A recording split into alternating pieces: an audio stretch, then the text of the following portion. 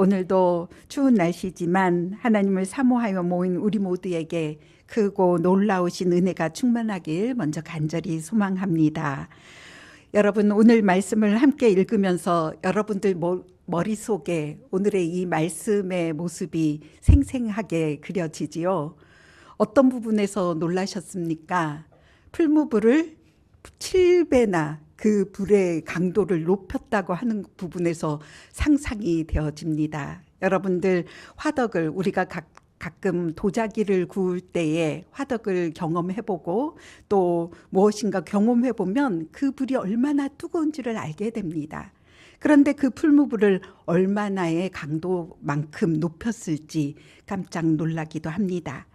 오늘 우리가 함께 읽은 이 말씀은 이 바벨론 왕 느부갓네살 왕이 통치한 지 18년이 되는 해에 일어난 일입니다.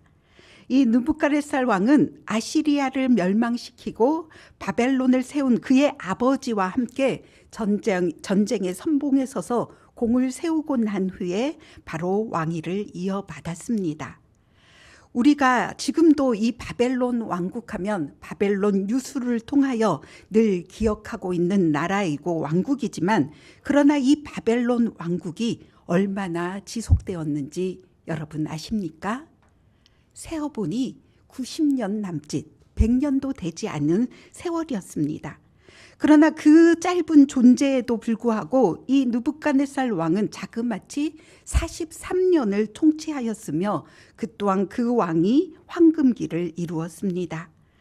이때 유다 또한 이 바벨론에 점령을 당하였고 수많은 엘리트들이 세 차례에 걸쳐서 바벨론으로 포로로 잡혀가게 되었습니다. 오늘의 말씀의 주인공인 다니엘과 이 세 친구는 그 3차 포로기 중에 1차 포로에 잡혀간 그 포로였습니다. 말씀드렸던 것처럼 이 느부갓네살 왕은 18년이나 왕위를 지켰고 또 황금 시기를 이루었으며 그는 그 근방에 있는 증근동 전체를 통치하고 있었던 왕이었으니 그의 자신감은 대단하였습니다. 그런 그가 자신의 업적을 기리며 또 자신의 힘을 과시하기 위하여 오늘 말씀 중에 아주 큰 일을 저질렀습니다. 우리가 읽지는 않았지만 3장 1절 말씀을 봅니다. 느부갓네살 왕이 금으로 신상을 만들었으니 높이는 60규빗이요 너비는 6규빗이라 그것을 바벨론 지방의 두라 평지에 세웠더라. 여러분, 이 느부갓네살 왕이 만든 신상의 크기가 심상치 않습니다. 그 크기가 높이가 60규빗 그리고 너비가 6규빗이라고 6규빗이었다고 합니다. 여러분, 규빗이라는 이 단위를 기억하시지요? 다윗과 골리앗의 그 이야기에서 나옵니다. 이 골리앗의 키가 6규빗이었는데 6규빗이었는데 이것을 센티미터로 환산을 하면 2m 70이나 되었다고 합니다. 그러니 여러분, 이 신상의 크기의 높이가 270m가 되었다고 하니 여러분 상상해 보십시오. 그 높이를 우리가 쉽게 생각해 보면 건물 크기로, 건물의 높이로 한다면 9층 건물에 해당한다고 합니다. 그러니 여러분, 제가 제주도에 살면서 가끔씩 제주도에 큰 불상을 마주할 때가 있습니다. 그런데 어느 날 저희 부모님이 계신 산소에 갔더니 그 앞에 그 관광지가 있는데 떡하니 그 불상이 보이는 거예요. 너무나도 큰 거예요. 그런데 사실 그 불상의 크기를 재보면 2m 조금 넘는 불상이라고 합니다. 그런데도 그 크기만 보아도 멀리서 보기만 해도 아주 유압적이기도 합니다. 그런데 또 제주도에는 그 약천사라고 하는 그 불사가 있는데 사찰이 있는데 이 사찰이 찾아보니까 동양 최대 규모의 법당을 가지고 있는 사찰이라고 합니다. 사실은 제주도에서 이 약천사라는 것은 이 사찰이라기보다는 관광지로 더 유명하여서 저도 가끔 가보기도 했는데요. 사실은 제가 그 동네 어르신들께 이곳에 다니는 관광객이 아주 많기도 한데 더 놀라운 사실을 듣는 것은 무엇이냐면 그곳에 관광객들이 찾아와서 시주를 하는 것이 어마어마하다고 합니다. 왜 이 사람들은 그 압도적인 크기의 이 사찰에 방문하여서 관광만 할 뿐만이 아니라 시주를 하고 갈까 생각해 보면 그 압도적인 크기에 어쩌면 그곳에서 소원을 빌면 더 잘 들어줄 것이라는 그런 마음 때문이라고 생각합니다. 어쨌든 그런데 이 큰 신상에 이 왕은 금을 입혔다고 합니다. 금 신상을 만들었다는 것이지요. 한 역사학자는 이 신상에 금을 입히기 위해서 그 든 돈이 그 금이 22톤이나 들었을 것이라고 상상을 합니다. 여러분, 제가 이 요즘 금 시세가 얼마인지 아십니까? 찾아봤더니 살 때의 금의 시세는 84만 원. 그리고 팔 때의 시세는 75만 원, 6만 원 정도가 한다고. 저는 한 50만 원 정도 하는가 하고 찾아봤더니 이렇게 된다고 합니다. 그러니 22톤은 킬로그램으로 따지면 22,000kg.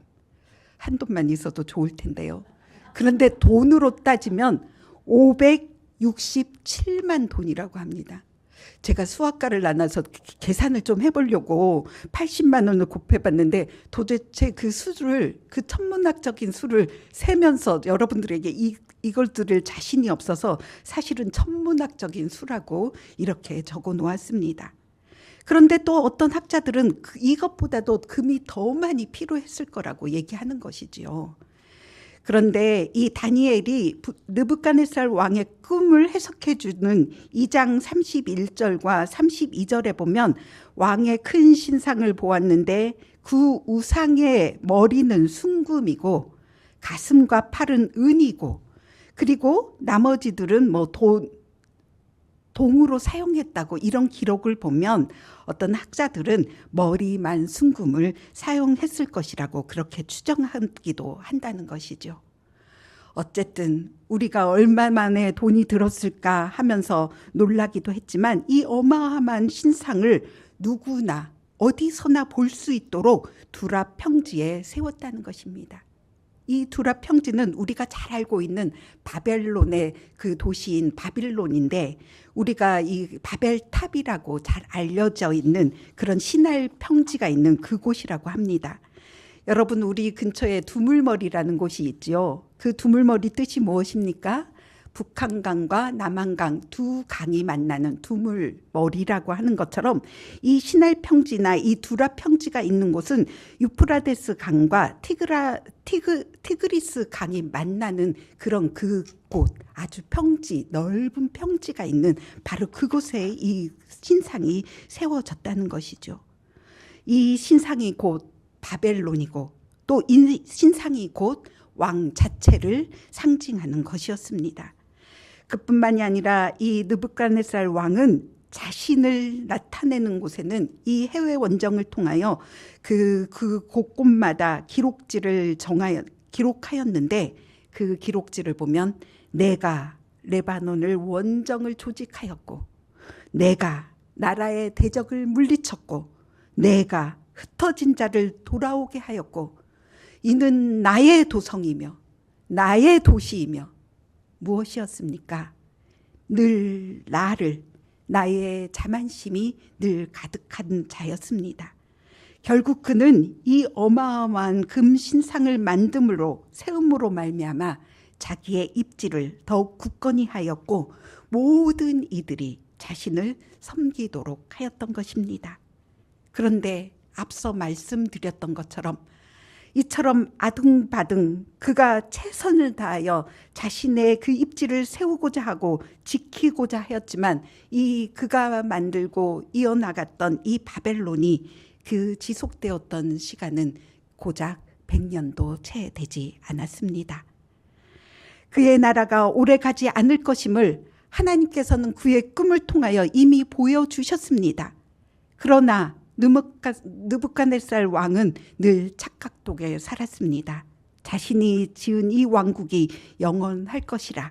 그리고 그 왕국을 지키고 이어나갈 일은 이어나갔던 일은 혼자 힘으로 해나갔던 것처럼 자신감에 자만심에 늘 가득하였습니다.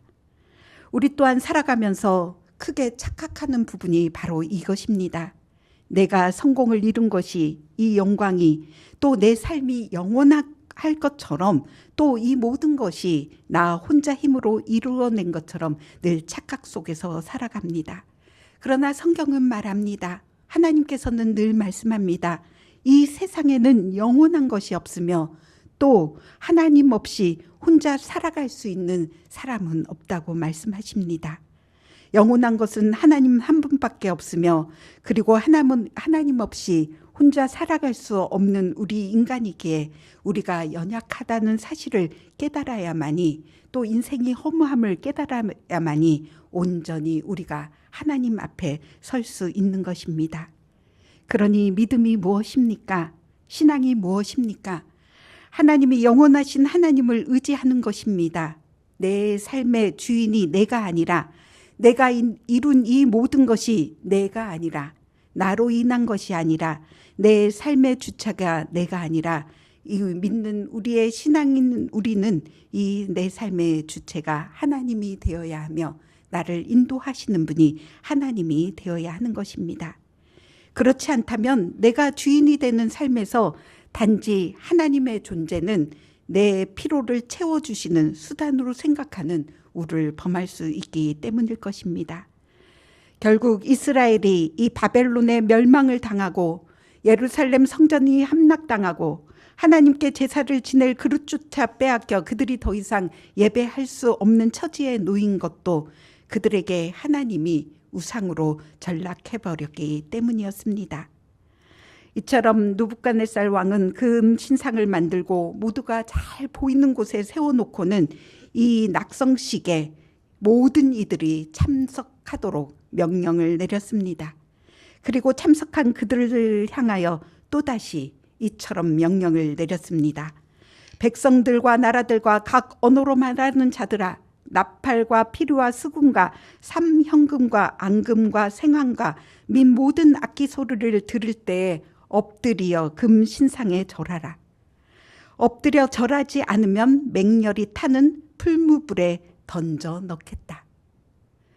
이 말씀 속에서도 느부갓네살 그 왕의 위엄을 다시 나타내고 있습니다. 왜 악기의 이름을 이처럼 각각 다 나열하였을까요? 이 악기의 이름들을 보면 이스라엘의 악기도 있고 바벨론의 악기도 있고 또 근처의 다른 나라의 악기도 있고 제사에 사용했던 악기도 있고 때론 가물을 위하여 사용되었던 악기도 있는데, 이 모든 악기들을 모아 합주를 하였다는 것은 그의 힘에, 그의 위세가 얼마나 위대한지를 또한 나타내고 있다는 말씀입니다. 그러나 이 정도로 왕의 힘을, 위세를 보이는데 그곳에 모인 이들이 어떻게 그 왕의 명령을 거역할 수 있었겠으며 절을 하지 않을 수 있었겠습니까? 어찌 내 목숨을 걸고 그 명령을 거역할 수 있겠습니까? 그런데 오늘 우리가 기대한 것처럼 아주 놀라운 일이 벌어졌습니다. 이 위세에 눌리지 아니하고 내 목숨의 위태로운 상황임에도 불구하고 전혀 두려워하지 아니하고 당당하게 맞선 이들의 이야기입니다. 바로 다니엘의 세 친구, 이스라엘에서 포로로 잡혀온 세 청년이었습니다. 그들의 이름을 1장 6절에 보면 하나냐, 미사엘, 그리고 아사랴였습니다. 그런데 그들의 이름을 환관장에 의해서 사드락, 그리고 메삭, 그리고 아벳느고시라고 이름이 바뀌었다고 기록되어 있습니다. 원래 그 세 청년의 이름의 뜻이 무엇이었습니까? 이 미사엘은 하나님과 같은 분이 누구이냐? 또 하나냐는 하나님은 은혜로우시다. 그리고 아사랴는 하나님께서 도우시다라는 뜻이었습니다. 그런데 이들이 그들의 이름을 바꾼 이유가 무엇입니까? 그들의 이름에서 하나님의 이름을 뺐다는 것입니다. 하나님의 이름 대신에 그 바벨론의 신의 이름을 넣고 그들의 이름을 바꾸고 만 것입니다. 결국은 그들의 정체성을 바꾸고 또 그들을 먹고 또 쓸 것을 제공함으로 말미암아 그 바벨론의 왕 느부갓네살 왕은 그들의 주인이 되고 싶었습니다. 그러나 이 명령을 어긴 세 청년에게 위기가 닥쳐왔습니다. 그러나 결코 그들은 그 왕의 명령에 굴복하지 않았습니다. 그들이 이 위기는 첫 번째 위기가 아님을 우리는 알고 있습니다. 1장 4절 말씀을 보면 그들은 흠이 없고 용모가 아름다우며 모든 지혜를 통찰하며 지식에 통달하여 학문에 익숙하여 왕궁에 설 만한 소년들이었습니다. 특별히 이스라엘에서 특별한 이들을 잡아다가 포로로 잡아오고는 그들을 왕의 사람들로 바꾸기 위하여 늘 노력하였습니다. 그러나 그 다니엘과 세 친구는 그들의 뜻을 정하여 왕의 음식으로 자기들을 더럽히지 아니하려고 하여 또 그 뜻을 하나님께서 아셨기에 그들을 지키시고 그 시련을 이겨내도록 도와주셨습니다. 그리하여 다니엘은 뛰어난 지혜와 능력을 받아 바벨론 왕국의 고위 관리가 되었고 나머지 세 친구 역시도 지방에서 관직을 맡아 일을 하게 되었습니다. 그러나 이 일이 도리어 주목받게 되었고 바벨론의 다른 이들에게 질투의 대상이 되어 오늘과 같은 시련이 그들에게 다시금 닥쳐온 것입니다. 우리의 인생에서도 누구에게나 언제든지 뜻밖의 마주하게 되는 이런 시련입니다. 상상하지도 못했던 어려운 일이 그것도 잘 풀리는 순간에 갑자기 마주하게 되었을 때 우리는 더욱 당황하게 됩니다. 그러나 오늘의 말씀처럼 다니엘과 세 친구에게 일어난 일과 또 우리가 일상에서 만나는 어려움이 그 무게가 달라 보이기도 합니다. 다니엘의 세 친구에게는 목숨이 달린 것처럼 더 중한 것처럼 보이기도 합니다. 그러나 우리 인생에서 만나는 이 어려움, 또 현실에서 문제를 극복하는 그 길은 하나님을 믿는 우리로서는 다니엘의 세 친구와 별반 다르지 않다고 생각합니다. 믿음의 사람이라면 어떻게 해야 하느냐에 하는 이 질문에 답은 매우 단순할 수 있기 때문입니다. 금신상에 절하지 않으면 맹렬히 타는 풀무불에 던져질 위기에 처한 세 친구는 어떻게 행동하였습니까? 그들은 15절 말씀에 보면 이제라도 너희를 준비하였다가 모든 악기 소리를 들을 때 내가 만든 신상 앞에 엎드려 절하면 좋거니와 너희가 만일 절하지 아니하면 즉시 너희를 맹렬히 타는 그 풀물 가운데 던져 넣을 것이다. 능히 너희를 내 손에서 건져낼 신이 누구냐고 비아냥거리며 때로는 달래기도 하며 다시 겁을 주는 이 왕 앞에 결코 굴하지 아니하였습니다. 세 친구는 뭐라고 답하였습니까? 16절 말씀으로 답하고 있습니다. 느부갓네살이여 우리가 이 일에 대하여 왕에게 대답할 필요가 없나이다. 아무런 답할 가치도 없다고 이야기하는 것입니다. 어디서 이런 자신감이며 용기가 생겨난 것입니까? 느부갓네살 왕에게 대적할 자가 어디에도 없습니다. 그들의 목숨이 달려있기 때문입니다. 그럼에도 불구하고 나에게 건져낼 신이 어디 있느냐는 그 왕의 무례함에 새 청년은 대꾸할 가치가 없다고 당당히 맞서고 있습니다. 여러분, 이 말씀에서 다시금 떠오르는 또 한 인물이 있지요. 앞서 말한 것처럼 다윗이 골리앗 앞에 서서 당당히 외친 그 외침이 또한 이 외침과 같은 것입니다. 그들에게는 절대적인 가치가 있었습니다. 하나님의 존재였습니다. 그리고 그들에게는 하나님께서 주신 명령이 있었습니다. 나 외에 다른 신을 섬기지 말라. 우상에게 절하지 말라. 하나님께서는 이스라엘 백성들이 당신의 백성을 삼으시고 이 절대적인 가치 반드시 지켜야 할 계명을 주셨습니다. 이 계명이 우리를 지키며 또 우리를 세울 것이기 때문이었습니다. 이것이 기본이며 신앙의 본질이며 이 믿음이 탄탄한 바탕이 되어야 함을 다니엘과 세 친구는 알았으며 지금 포로로 잡혀간 그곳에서 그들이 버틸 수 있는 힘이었습니다. 아니, 하나님께서 도리어 그들을 잡으시고 세우시며 지켜주심을 알고 있었습니다. 그들을 구원하시고 이스라엘을 구원하시고 그 구원을 통하여 지금 저와 여러분 우리를 구원해 주셨습니다. 그렇습니다. 오늘 말씀은 결국 우리를 하나님께서 구원해 주신 구원의 이야기입니다. 지금 이스라엘 상황이 어떠합니까? 많은 엘리트들이 바벨론 포로로 잡혀와 있고 그들의 나라가 유다가 폐허가 되고 또 수많은 남아있는 그 백성들은 다 죽임을 당하였습니다. 그런데 신학자 존 브라이트는 그에 져서 하나님 나라에서 이 포로기 삶에 대하여 사람들이 한 가지 오해를 하고 있다고 말을 합니다.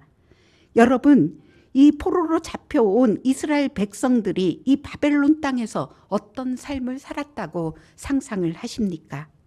학대를 당하고 늘 조국을 그리워하며 하나님을 더욱더 의지하며 살았을 것이라고 상상이 되지 않습니까? 그러나 이 존 브라이트는 이것이 우리의 오해라고 말하고 있습니다. 흔히 포로 생활을 상상한 것과는 달리 바벨론은 그 피정복민들을 학대도 하지 아니하고 도리어 관대하였으며 또한 오히려 유다 공동체는 이 세계 문명지였던 그곳에서 더욱더 잘 유지되었다고 하는 것입니다. 그러니 어쩌면 이 점이 이스라엘 백성의 신앙에 있어서는 아주 심각한 위기가 닥친 것입니다. 이 세계 문명의 중심지인 바벨론을 바라보면서 자신들은 우물한 개구리 신세였다고 생각하였던 것입니다. 또 하나님이 택한 백성으로 선민의식에 젖어 있던 그들은 나라가 멸망하고 성전이 파괴되는 것을 보며 바벨론의 신이 하나님보다 강하다고 생각하였던 것입니다. 그러니 그들의 마음이 흔들리지 않았겠습니까? 하나님에 대한 신앙에서 벗어나고 더 강한 그 바벨론 신을 섬기고자 하는 유혹에 시달렸던 것입니다. 이런 상황에서 하나님은 이스라엘을 더욱더 굳건하게 붙잡아야 했습니다. 하나님은 그리하여 다니엘과 세 친구를 통하여 더욱더 굳건하게 일을 하고 계셨습니다.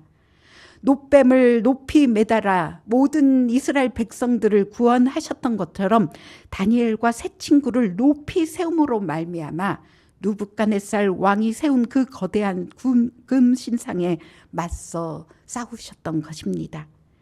다니엘과 세 친구는 하나님의 도우심으로 말미암아 구원을 이루어냈고 이 믿음의 기본이 탄탄하여 우리가 어려움을 당할 때 우리의 생각과 마음이 한층 더 가벼워져서 오직 우리 앞에 있는 하나님을 바라보게 되었습니다. 우리 또한 이 큰 어려움을 당할 때 더욱더 단순해지는 경험을 하게 됩니다.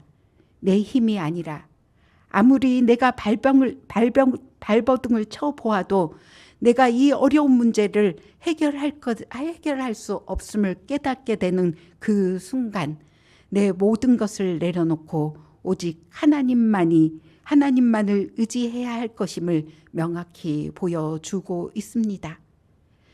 그리고 그들에게는 살아계신 하나님의 존재를 믿으며 다음과 같이 행동하였습니다. 우리가 잘 알고 있는 17절과 18절의 말씀입니다. 왕이여, 우리가 섬기는 하나님이 계신다면 우리를 맹렬히 타는 이 풀무불 가운데서 능히 건져내시겠고 왕의 손에서도 건져내시리이다. 그렇게 하지 아니하실지라도 왕이여, 우리가 왕의 신들을 섬기지도 아니하고 왕이 세우신 금신상에게도 절하지 아니할 줄 아옵소서. 17절의 말씀은 어쩌면 새 친구의 간절한 바람이었습니다. 이것은 현실적인 문제 앞에선 우리가 하나님께 드리는 간절한 기도이기도 합니다. 하나님은 계시다면 우리를 이 어려움에서 건져내 주십시오. 그럼에도 불구하고 때로 신학자들은 이 기독교 우리의 신앙을 그럼에도 불구하고 신앙이라고 말합니다. 어찌 죽음 앞에서 담대할 수 있겠습니까? 절박한 문제 앞에 사박이 막힌 것 같은 절망 앞에서 어찌 두렵지 않겠습니까? 그러나 두려워하지 말라고 말씀하시고 언제나 너와 함께 하시겠다는 그 말씀을 의지한다면 두렵지만, 두려움에 우리가 흔들리지만, 혹시나 하는 약한 마음이 들기도 하지만 그리하지 아니하실지라도 그럼에도 불구하고 하나님의 말씀이니 믿습니다 하고 순복하는 것이 우리의 믿음입니다. 바로 이 새 청년의 믿음의 태도였습니다. 기도의 응답이 언제나 내 뜻과 내 원대로 그대로 이루어지는 것이 아님을 우리는 잘 알고 있습니다. 그럼에도 불구하고 하나님께서 반드시 내가 원하는 바대로 들어주시는 것을 응답이라고 여기며 그 응답해 주시지 않음에 실망하고 실족하는 경우도 너무나도 많습니다. 그럼에도 불구하고 그리하지 아니하실지라도 이 마음을 먹기가, 그런 신앙을 갖기가 쉽지 않다는 것 또한 우리는 너무나도 잘 알고 있습니다. 그러나 다니엘과 세 친구는 믿음을 통하여 하나님께 순복하였고 그 순복을 통하여 그들에게 우리가 상상할 수조차도 없는 하나님의 크고 놀라운 은혜와 또 기적을 경험하게 하셨습니다. 이것이 바로 하나님의 뜻과 나의 뜻을 가지고 씨름해야 하는 또 다른 기도의 자리임을 우리는 알고 있습니다. 제가 좋아하는 광노선 목사님의 시 중에 날개를 얻은 사람이라는 시가 있습니다. 늘 불평함으로 자신의 존재를 느껴보려는 사람이 있다. 그는 수렁에 빠진 것에 비유할 수 있다. 일이 잘 되어 갈 때 천진스럽게 웃을 수 있는 사람이 있다. 그는 평지에 서 있는 것과 같다. 병고와 가난과 실패와 죽음을 스치면서도 초연하게 미소를 짓는 사람이 있다. 그는 하늘을 나는 것이다. 불평만 한다고 문제에서 벗어날 수 없습니다. 오히려 더 문제에 빠지고 또 우리가 수렁에서 더 수렁에 빠지게 될 것입니다. 이때는 우리는 하나님께 소망을 두어야 합니다. 또 때로는 우리가 평탄한 삶에서는 우리의 믿음의 모양이 어떤지 알아차릴 수가 없습니다.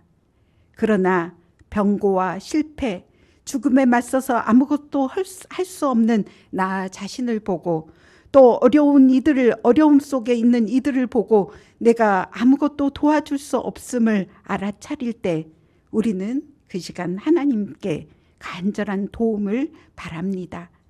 내 뜻이 아닌 하나님의 뜻을 위하여 울부짖어 본 자라야 하늘을 나는 이 자유가 또 참 진리의 기쁨이 어떤 것이를 맛볼 수 있을 것입니다.